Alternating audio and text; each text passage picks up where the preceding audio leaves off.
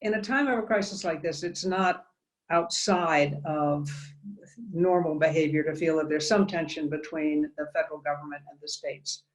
But on the other hand, it's been particularly bad facing COVID because of the crying need for some overall coherent federal policy that sets some guidelines, then sets some parameters and some understanding of how do we get what's needed as far as the PPEs, the personal protective equipment, where it needs to go. Fortunately, the states are stepping up.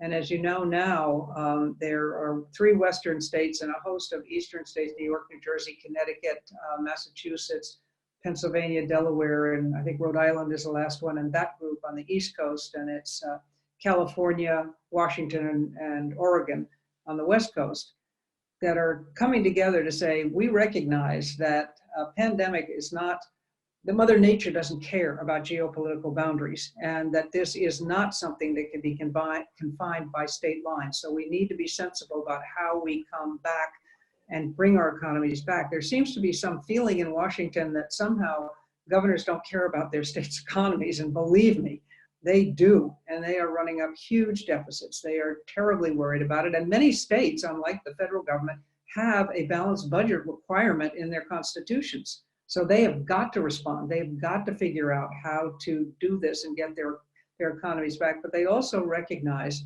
that those decisions have to be driven by science, and they have to be driven by the latest of what we are learning about this disease. And while everybody would love to flip a switch and have it come back, everything come back all at once, we recognize that that can't happen anyway. For many businesses, small businesses particularly, which are the backbone of this economy, they've laid off people. They're not going to be able to bring them back overnight. They're not going to be able to get all their supplies overnight. This is going to be a slow process.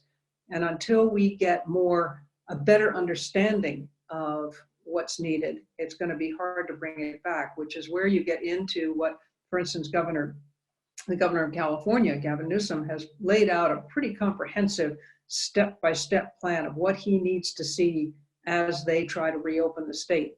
And part of that goes with they need more equipment.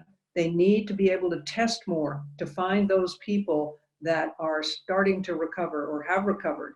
And they need to find those people that still are infected and be able to isolate them. They have to know they have enough respirators in the hospitals, and the hospitals have enough beds so that they can actually respond to this. They know things that there's no way the federal government's going to know.